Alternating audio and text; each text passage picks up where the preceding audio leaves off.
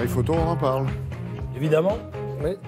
Passage de relais voilà. évident, puisque les journaux parlent effectivement de cette édition de Paris Photo. Alors je suis en train de me demander qu'est-ce que Béatrice n'a pas dit et que je pourrais dire qui est dans les journaux ce matin. J'ai trouvé. Oh, il y a beaucoup de choses à dire. Elle n'a pas dit que c'était la 22e édition. Si, on l'a dit. Vous n'avez pas entendu. C'est moi qui l'ai Alors j'ai lancé. autre chose.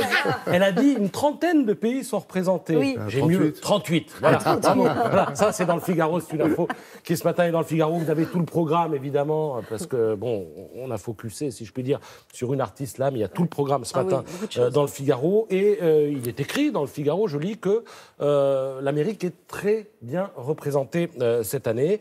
Et quand on regarde le Figaro, c'est vrai qu'il y a une photo qui capte l'attention. C'est celle qui réunit Jean-Michel Basquiat et Andy Warhol, célèbre photo prise en 1985. Alors, deux personnages iconiques qu'on retrouve ici en photo, mais qui inspirent aussi les éditeurs, notamment l'éditeur Taschen, qui propose, regardez cet ouvrage, il est monumental, splendide, c'est tout Basquiat. Tous ces tableaux y sont. Je rappelle évidemment, si je vous parle de Basquiat, c'est parce qu'on le trouve aussi en ce moment à la Fondation Vuitton. Hein. Ça aussi, j'en ai déjà parlé. Oui, il ne s'agit pas de la couverture du Il va falloir dernier choisir. ouvrage de C'est Christian elle ou Zach. c'est moi, il y en a marre.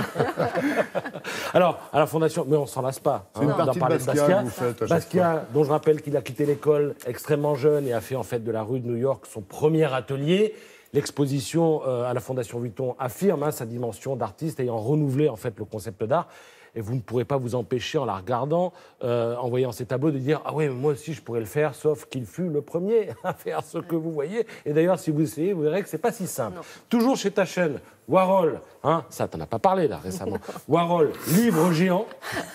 Et puisqu'il en faut pour tous les goûts, j'ai chez Citadel et Masno un ouvrage, non, parce qu'on est à l'approche de Noël, donc il y a quoi faire franchement des cadeaux et des heureux, sur l'art brut. Regardez, celui-ci est magnifique.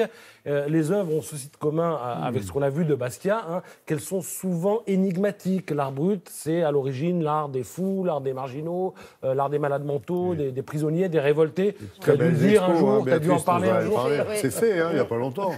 Et en fait, c'est l'art que collectionnait le peintre Jean Dubuffet. Bravo. Non, je vérifie ses connaissances, en fait. Oui. Et il a inventé lui-même, d'ailleurs, l'expression art brut qui désigne les productions de personnes exemptes de culture artistique. Voilà, on ne s'en lasse pas. Tout ça est à lire et à voir en ce moment à Paris. Alors, petite brève pour vous dire que les Césars 2019 seront présentés par...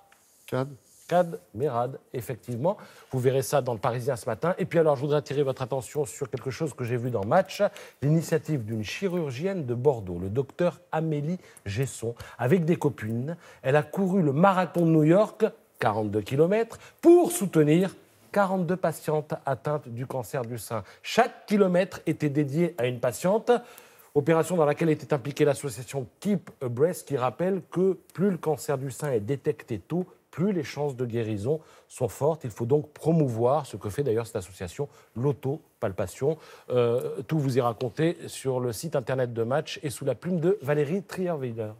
Voilà. Et non, les sportifs ne sont plus les conquérants de l'inutile d'il y a tant d'années.